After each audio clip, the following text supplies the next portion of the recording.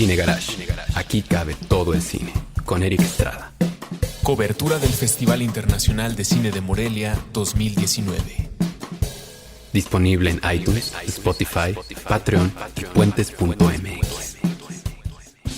Hola, ¿qué tal? Yo soy Eric Estrada. Seguimos en la cobertura del Festival Internacional de Cine de Morelia en la sección de largometraje mexicano. Como ustedes saben, hemos hablado con todos los directores involucrados en la competencia y la verdad se está haciendo finalmente esta entrevista después de haberla movido por todos lados, de Monterrey a México. Tengo enfrente de mí a Carlos Lenin, director de La Paloma y el Lobo, que está, repito, en la competencia de este año. Carlos, mil gracias por haber aceptado todos los movimientos que tuvimos que hacer para finalmente concretar esta entrevista y tenerla para la gente de Puentes y de Cine Garage. Muchísimas gracias por la invitación y estoy muy contento de poder estar con todos ustedes. Y que además se hizo frente a frente. Ajá, ¿no? Que no tuvimos que usar ni Skype ni nada, que estás aquí en la Ciudad de México en una bonita y lluviosa tarde de otoño, como suelen ser las tardes de otoño de esta ciudad.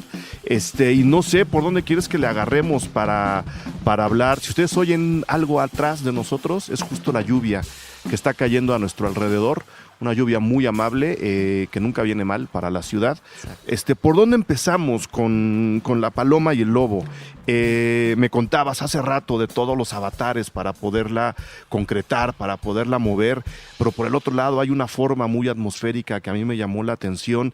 Encima sí hay un análisis muy desde tu punto de vista sobre la violencia en México.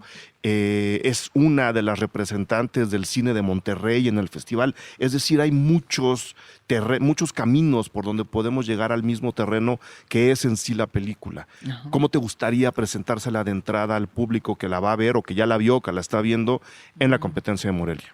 A mí me gusta describir la película o pensar que la película es básicamente una historia de amor que surge en el norte de México en medio de una promesa de ciudad que se está desmantelando, que se está cayendo frente a los ojos de nuestros personajes, La Paloma y el Lobo. Y el Lobo son los nombres de los personajes, ¿no? Nombre, apodo. Exacto. Ahora me dirás, porque creo que es importante. Claro, y a mí me gusta pensar la historia así, o sea, como a lo más elemental, lo más básico, que es esa relación amorosa que en lo personal a mí me interesaba rescatar porque era una imagen con la que me encontraba cada que regresaba a Nuevo León a visitar a mi familia, a convivir con mis amigos.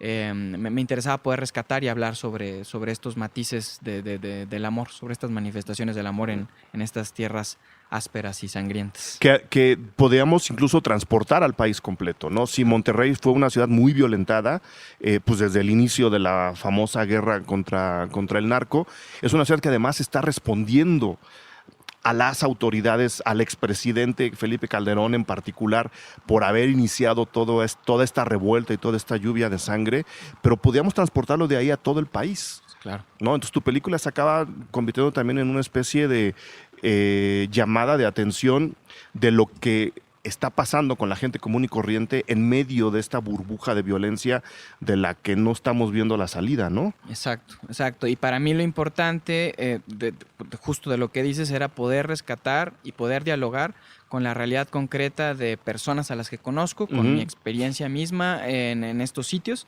y poder dejar un testimonio, sí, de dolor, sí, de desolador de alguna manera, pero plagado o totalmente anclado a cierta necesidad de rescatar esos pequeños matices o esos pequeños chispazos de luz de esperanza que están al fondo de estos túneles. Que somos nosotros, exacto, ¿no? Los ciudadanos de este país. Exactamente. ¿Es una llamada de atención o es una pedida de auxilio, como lo acabas de decir? ¿O te gustaría que la gente se quedara más bien con la idea de estamos llamando la atención para saber que hay vida en la oscuridad? ¿O hay también, o la estás detectando, o la gente la está viendo? Yo creo que la vi también una especie de, ojo, esta es la oscuridad en la que nos están obligando a vivir. Yo creo que va por ahí. Yo creo que mi intención como realizador era construir esta oscuridad que nos rodea y situar nuestros deseos más elementales o más genuinos, como el derecho de amar y ser amado, por decirlo menos, colocarlo ahí al fondo de mis frames, chiquito, para que las personas, para que todos recordemos que eso sigue existiendo, que eso permanece en medio de todo, pero que vamos a tener que andar ese camino para rescatar esa oscuridad que rodea permanentemente a mis personajes. Que es algo que me gustó mucho de tu enfoque hacia el problema y de la narrativa de la película, que la búsqueda estética que realizas en la película, que es clara, ¿no? Tus encuadres son muy simétricos, tus encuadres hunden al personaje en su entorno, hay un muy buen manejo de la perspectiva, como una búsqueda estética en sí, pero eso tiene que ver también con el tema que estás planteando. Te lo voy a poner desde un punto de vista muy personal, que fue lo que yo detecté de tu película. Sí, está el personaje oprimido en estas atmósferas, en estos aires, en estos espacios, pero eso también creo que acaba implicando una búsqueda y tus personajes están estableciendo de alguna forma una búsqueda, con lo cual me hace pensar que tú, además de la búsqueda estética, también estás buscando algo. Quiero decir, todo este espacio que los rodea les da oportunidad de empezar a buscar algo. No sé si me estoy equivocando, te lo habían dicho antes. Yo creo que estás en lo correcto, o sea, yo creo que es una lectura adecuada. Me puedo equivocar, ¿eh? Sí, Me lo puedes decir sin problemas. O sea, yo creo que es correcta la lectura porque sí es una búsqueda consciente que realizamos. O sea, sí nos interesaba explorar estos espacios y que los espacios se constituyeran como personajes, que los espacios fuesen el testimonio, perdón, de la violencia que ha rodeado a estos sitios. Hace ratito decía que mis personajes están viviendo sus circunstancias frente o en medio de una promesa de ciudad que ya no es, ¿no? O sea, yo soy de Monterrey y que se supone que es esta capital industrial exitosa. Y pues lo cierto es que cuando andas por las calles que se alejan del centro o de San Pedro o de las áreas turísticas, te encuentras con la realidad. Bueno, pues San Pedro no es Monterrey. Bueno, Sí. Exacto. Pero Ellos mismos lo dicen. Exactamente, lo dejan muy claro además, Sí. ¿no? Pero luego parte de la imagen que se vende es como toda la zona urbana, Sí. o sea, todos los municipios con sus zonas más o menos bien cimentadas o exitosas, que sí las hay, pero también a mí me interesaba acercarme y aproximarme a todos estos otros escenarios en los que está viviendo las personas que son más como yo, de hecho. O sea, pues al final a mí me interesaba contar una historia que emergiera de la clase social a la que pertenezco, en la cual pudiera armar una geografía emocional o una geografía cinematográfica a partir de los sitios que yo conozco, de los sitios que yo he recorrido, de los sitios en los que a mí me han pasado cosas. No con el afán de sobrecomplejizar o de ninguna manera, sino simplemente para establecernos como equipo de realización el reto de que esos espacios hablaran y expresaran eso que en lo personal yo sentía o sigo sintiendo cada que me enfrento, por ejemplo, a la presa, a este pedazote de agua que está ahí en medio de la nada o a estas paredes desquebrajadas de un montón de empresas, porque son los sitios por los que yo caminaba cuando estudiaba todavía allá en Monterrey. Y a mí me interesaba eso, o sea, el espacio hay que recorrerlo, hay que dialogar con él para que el espacio nos diga y nos ayudara a encontrar la mejor forma de contar esta película que queríamos contar. Es una historia de amor, pero también es una historia de violencia. Sí. Ahora, yo estoy detectando ahora en directores, incluso de la competencia de Morelia del año pasado a la de ahora, una necesidad, como creo que la tienen todos los creadores y la tenemos todos los que estamos medianamente interesados en el país, de hablar de la violencia, pero ya sin ponerla gráficamente en la pantalla. Sí. Esto que acabas de contar, de la búsqueda y la utilización de los espacios que se acaban convirtiendo en personajes, le da a la película una serie de atmósferas que comunican a esta violencia desde un punto muy subterráneo de tu propia narración. Es decir, no está ahí encima de todos, no está ahí de manera evidente, pero la sientes palpitar todo el tiempo. ¿Por qué te interesaba acercarte a ti, a la violencia desde ese lado, teniendo una historia de amor encima? Porque es la forma en la que yo viví mis últimos romances juveniles o mis historias de amor, o las historias de amor que tengo que contar y que puedo contar, que tengo el privilegio de contar en esta región, en estos espacios, en estos escenarios. Para mí la violencia es siempre que regreso a mi casa, a mi hogar, es este personaje que está amenazando con entrar a cuadro. Ujú. Y como de alguna u otra manera, en algún momento de mi vida, cuando empecé a estudiar cine, tuve un enfrentamiento o un encuentro súbito con este monstruo que se había desatado a partir de la guerra contra el narcotráfico, y tuve la fortuna de, pues, hoy poder estar acá, digamos. Ujú.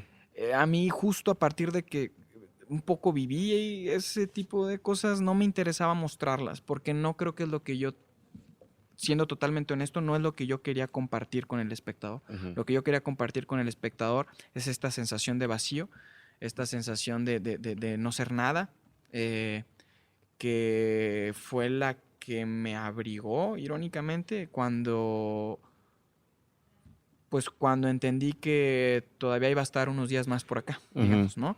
Y a mí esa desolación, ese miedo, ese temor, ese vacío y esa amenaza permanente de un algo que no entiendes, pero que está por ahí flotando, a mí me interesaba construir esa presencia, esa atmósfera. Y yo, porque así es como siento la violencia, por Claro. decirlo concretamente. Así es como yo siento la presencia de la violencia en mi casa. Ujú. Y que es donde se empiezan a construir imágenes muy poderosas dentro de tu película. Ujú. Mi duda aquí ya es más técnica. Ajá. Esas imágenes, ¿no? El lobo sentado frente a la gran fogata en este túnel de cemento, ¿no? La presa, la primera y la última toma, ¿no? Ujú. Que son planosecuencias muy bizarros porque hay una descripción, pero no hay una descripción, digamos, a la Scorsese, plano secuencia. Ujú. Tiene su onda. Esos estaban pensados, fueron saliendo conforme iban reabordando los espacios que ya conocías, o de tus memorias de los espacios ya tenías estas imágenes listas para montarlo todo y tomarlas. Cuando planeé la película, cuando la imaginé por primera vez ya en términos de realización, pues escribo mucho, ¿no? Escribo un montón de textos, hice mi planteamiento, mi análisis de realización de la obra, empecé a cambiar el guión y demás. Solía tener o suelo tener muy claro el dónde ver la cámara y cómo voy a resolver visualmente la escena. Tuve la fortuna de que desde que estábamos en la preproducción de la película, yo ya sabía en qué espacios íbamos a filmar. Sabía, junto con mi fotógrafo Diego Tenorio, que no nos interesaba acudir a otras referencias cinematográficas como para no condicionar nuestras resoluciones formales. Uh-huh. Y lo que sí teníamos, bueno, la fórmula o la manera en la que decidimos jugar con estos espacios fue ir, escucharlos y ver qué era lo que tenían que aportar a partir de estas ideas muy claras de puesta en tiempo que tenía que, bueno, van a ser casi todo planos secuencias, quizás solamente voy a cortar 1 o 2 veces, quiero cámara fija, por esto, quiero jugar con los reencuadres y demás. Pero justo al incorporar el diálogo con los espacios, creo que lo que más se añadió fue la profundidad de los planos. Fue no necesariamente la simetría, pero sí esta necesidad de construir una y otra vez túneles que rodean a mis personajes para poder hacia el final del túnel lanzar un pedacito de luz hacia el cual nosotros casi instintivamente, esa era mi apuesta, como espectadores o como personas, tenderemos. Te diriges siempre hacia la luz, ¿no? Ajá. Y eso pues fue marcando la escena, pero es una mezcla, digamos, de una planeación muy, muy concisa, muy concreta, de vamos a jugar a esto, de decir, este es el lenguaje de la película, pero escuchar el eco que ese lenguaje soltaba cuando chocaba con las paredes de los espacios, para movernos un poquito, tirarnos más hacia atrás y encontrar esa distancia precisa entre los personajes, sus procesos emocionales y nuestra mirada como realizadores, porque tampoco quería estar tan cerca de los personajes. Ajá, sí. No me parecía que fuese esta que esta fuese esa película, digamos, ¿no? Y sobre los planos secuencia, pues yo sabía que quería, bueno, sobre estas que son como más coreográficos, digamos, que son más largos y se pierde cualquier noción concreta de esta estrechez o rigidez que tienen los planos anteriores. Me interesaba desmantelar la forma que yo mismo había propuesto como director hacia el final justo de la película, permitiéndonos un movimiento que directamente contradiga toda esta rigidez, todas estas estructuras, todo este cemento, permitiendo que justo este cemento se convierta en piedras y estas piedras se diluyan en el agua. Y esa es una forma en la que cuestiono directamente la propuesta formal que realicé como director a partir de una cuestión tan elemental como la presencia del agua, que es este espacio inasible, que siempre está cambiando, que siempre se está moviendo y que de alguna u otra forma devorará a nuestros personajes a partir de sus propias esperanzas. Y lo tomas además desde un punto que no habías casi manejado en toda la película, ¿no? Ya lo dejaremos para que la gente la vea. Claro. Eso vuelve a la película también una especie de canto de esperanza. Exacto. Que es donde entra la historia de amor. Ella se quiere quedar y él se quiere ir. Es así como el conflicto básico de donde parte todo lo demás. Pero ella se llama Paloma, que en realidad sería la figura que debería irse, y él se llama Lobo, que en realidad sería la persona que protege el territorio. Claro. Porque se llaman como se llaman, siendo que a mí a la hora de ver la película me contradice, que ya veo que es parte del discurso, decir, si ella se llama Paloma y se quiere ir, ella se quiere quedar, ¿por dónde está el asunto? ¿De dónde viene el nombre de ellos, que además le da el nombre a la película? Me interesaba jugar con nombres o sea, que mis personajes tuviesen nombres similares a los de un cuento infantil, justo, ¿no? Como, la paloma, el lobo, el chango, y así iban sucediendo los nombres de los personajes en la película. Y en términos de características, pues sí, pues para mí básicamente Paloma debiera ser esta figura que contradictoriamente sí, desea quedarse, desea regresar a su casa, no quiere irse a ningún otro lado, pero por su actitud, por su fortaleza, incluso por la forma en la que ella se relaciona con la violencia que la rodea, ella es la que representa de alguna forma la esperanza del relato, ¿no? Y siento yo que quien queremos principalmente que salga adelante es ella. Y es ella porque siempre se está moviendo, porque siempre está queriendo hacer algo, ¿no? Está queriendo solucionar las cosas. Lobo, pues a Lobo decidí nombrarlo así a partir de, bueno, justo de esta idea de que todo fuese concebido como un cuento, digamos, infantil, en términos de personajes. Pensé que eso me ayudaría para establecer una distancia sana con los personajes, pero al final del día Lobo es un espejo de varios hombres que yo conozco, en los que yo me incluyo, que hemos vivido cierto tipo de experiencias y que estamos tratando de construirnos un poco quizá y de cambiar nuestra relación con nuestros miedos más profundos y poder decirlos con algo tan elemental como eso. Y Lobo es como ese espejo en el que se reflejan todos los hombres a los que yo he amado, digamos, ¿no? Y Lobo también es, en la vida real, el apodo de uno de mis mejores amigos del barrio. Yo soy de Linares, Nuevo León. Y él en su vida real vivió una peripecia muy similar a la de mis personajes, que también yo viví de alguna manera y que también un familiar vivió a su manera. Y me pareció prudente, me pareció adecuado, justo para que a mí no se me olvidara el tipo de historia que quería contar, llamarlo con el apodo de uno de mis mejores amigos. O sea, grandes tristes coincidencias, sí, ¿no? sí, tal cual. Ahora que me contabas cómo establecieron, ¿no?, la construcción de imágenes, la utilización de espacios, para hacer eso necesitas mucha libertad en tiempo y prácticamente en presupuesto para poder llegar y experimentar tus escenarios como los experimentaste. ¿Qué tan compleja fue la producción, o sea, el estar ahí grabando ya y teniendo a tus personajes y viendo los espacios con tu fotógrafo al lado? ¿Qué tan difícil fue estar ahí y hacerlo y lograrlo? Porque estas tomas se tienen que repetir varias veces hasta que quede como quieres, hablando de una película que está haciendo del encuadre y del espacio un personaje que están fuera de la película, pero que al mismo tiempo estamos viendo. No sé si me explico. Sí, totalmente. Pues fue complicado porque, bueno, pues es mi primer película, o sea, es mi primera película como director. y tenía la ventaja de que mi fotógrafo, Diego Tenorio, pues con él ya había trabajado mucho, ¿no? Habíamos hecho cortos, ya tenemos una historia, nos conocemos, digamos, ¿no?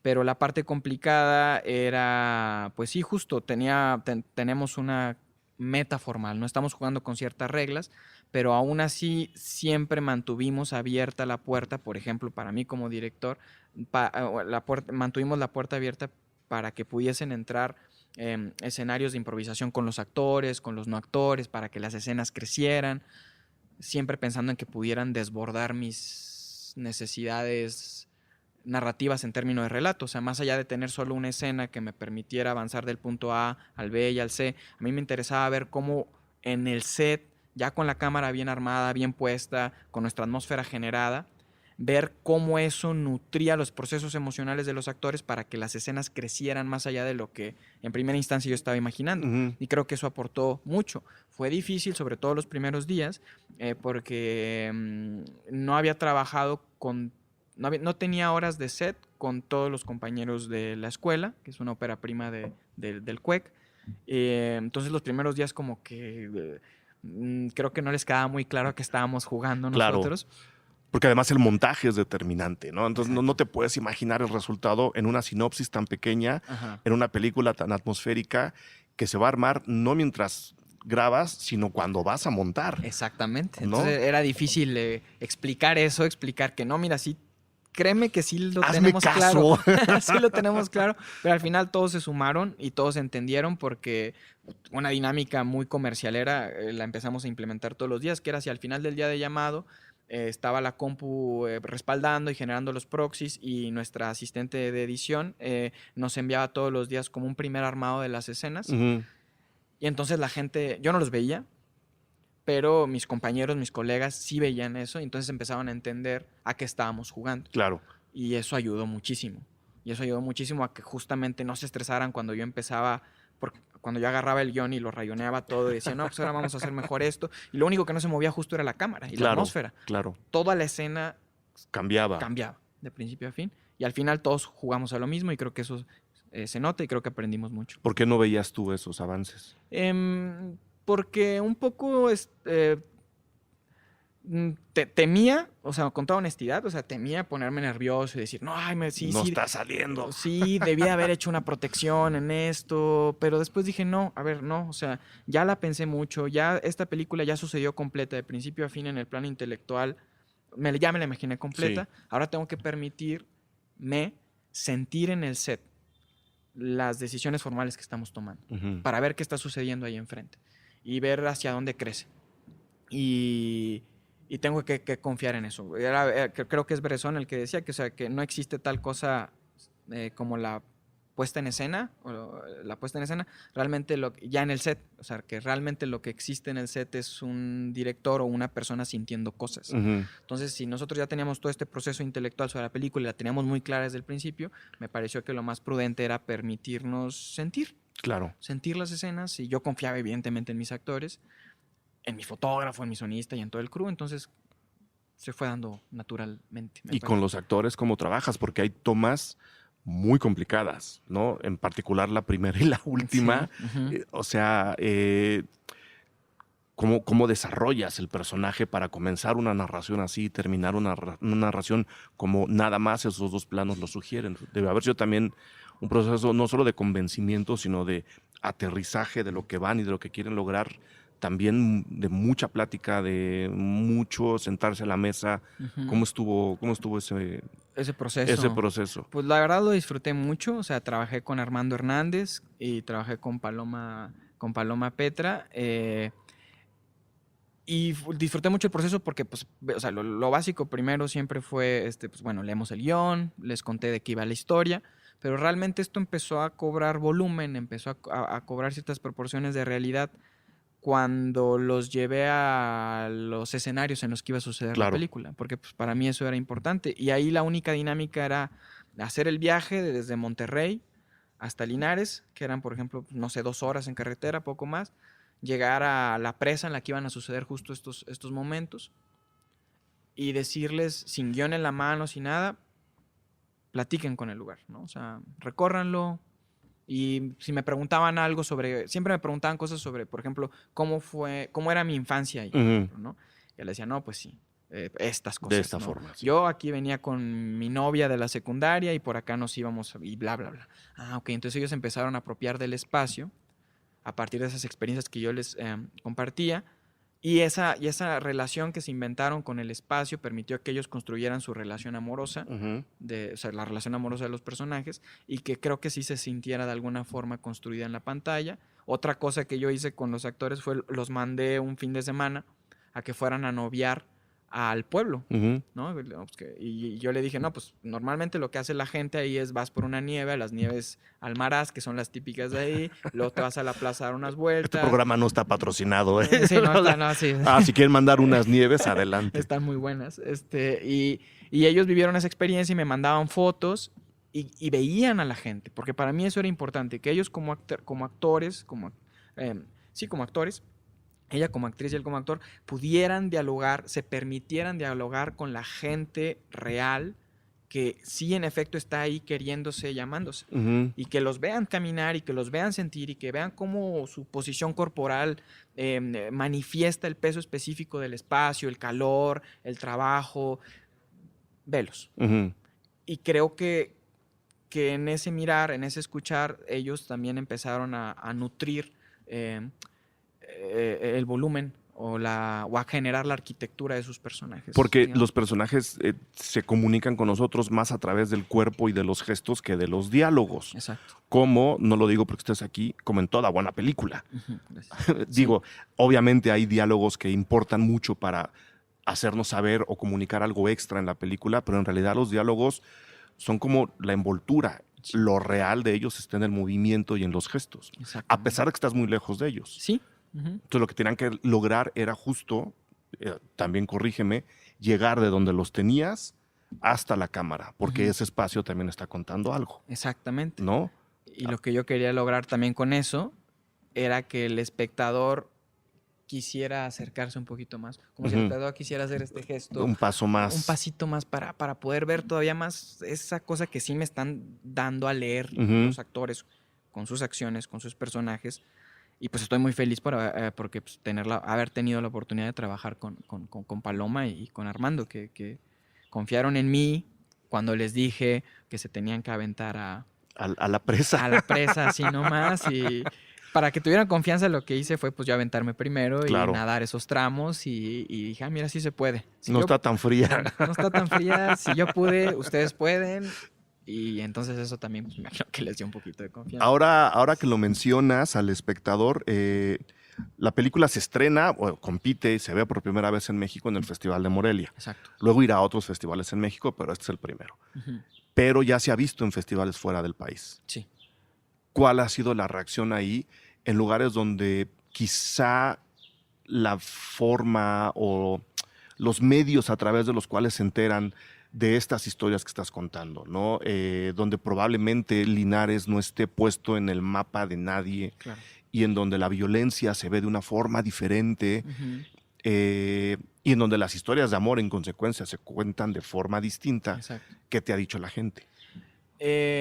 Han logrado entender lo elemental, que creo que eso es un éxito para nosotros como equipo, que es anclarse o amarrarse o aferrarse a la historia de amor de estos dos personajes. Eso es legible, eso lo entienden y más importante, más allá de que sea legible, creo que sí lo sienten y sí les importan mis personajes. Y respecto a la cuestión de la violencia, la forma en la que están empatizando con estas situaciones, logran sentir el miedo de mis personajes. No tienen muy claro a qué. No saben cuál es la herida específica que sufrieron, ¿no? Digamos, no tienen la imagen específica de la violencia, pero sí tienen el miedo de mis personajes, y creo que lo que sí está funcionando es que como sienten el miedo de los personajes y escuchan el origen del miedo de mis personajes, los espectadores de otras latitudes llenan con su propia experiencia estos huecos de terror. Que es un poco la idea de la película misma, ¿no? Exactamente.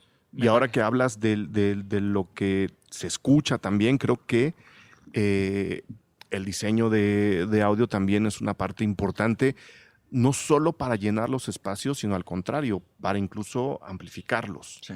cómo trabajan eso, porque en una película con tanto espacio, con tanto vacío, con tanta oportunidad y con tanto camino visual que recorrer, el audio tiene que entrar no de una manera tradicional. Exacto. Tiene que darle un poco la vuelta a la propuesta. Sí, pues fue un... Bueno, a mí me gusta mucho trabajar con el sonido desde los cortos, entonces desde antes de que filmáramos yo ya tenía claro quién iba a ser mi diseñador sonoro, ya tenía claro quién iba a ser mi sonidista. Entonces justo semanas antes, a lo mejor hasta meses antes de filmar, nos armamos un par de reuniones. Yo ya tenía esta noción más o menos clara de hacia dónde me gustaría dirigir el sonido de la película. Entonces escribimos varios textos que a lo mejor ahorita deben ser las cosas más aburridas del mundo, pero justo nos empezamos a imaginar el sonido de la película, cada uno de nosotros desde su distinto punto de vista. Y lo dialogamos. Y entonces David Muñoz, mi sonidista directo, o sea, él ya llevaba como una misión de qué sonido se tenía que traer de estos espacios. Pero no los conocía. No los conocía, simplemente eran aún abstracciones, ¿no? Él tenía aún que hacer el ejercicio de dialogar con el espacio, esas posibilidades ideales que estábamos planteando en el papel, además, ¿no? Y el diseñador sonoro, mi amigo el Yellow, Alex Ramírez, también tenía ya su concepción, platicamos, llegamos a cierto tipo de reglas y llegamos a la conclusión, para ser como muy concreto, de que la película no debía suceder sonoramente, simple y sencillamente en un tono naturalista. Debíamos tender a lo no realista, porque a través del estilo o de un tono no realista, eventualmente íbamos a permitir que emergiera lo que le era esencial a los personajes, es decir, el punto de vista sonoro de los personajes. Y esa fue la apuesta, o sea, a eso nos arriesgamos, digamos, claro, ¿no? O sea, y eso nos permitió mucho, porque nos permitió que cada escena creciera y nos hablara y también nos dijera, hey, más bien por acá. Sí, más bien acá, escuchen acá está el pan, digamos, ¿no? Y entonces, pues el sonido también creció a partir de que teníamos claro que, pues sí, íbamos a partir de la naturaleza concreta de los espacios, de los ecos, de la identidad de estos sitios, pero que el gran filtro iba a ser este tono no realista que iba a emerger de los procesos emocionales de mis dos personajes. Claro. Pues bueno, ahí está más o menos la propuesta de la película. Es una de esas películas que te invitan a sentir, ¿no? A estar con los personajes más que a leer una historia y conocer el desenlace. Metida en los ambientes en los que está, pues uno prácticamente intuye el desenlace, ¿no? Sabes más o menos por dónde va a llegar. Ahí está la propuesta, yo creo que es muy, muy afortunada.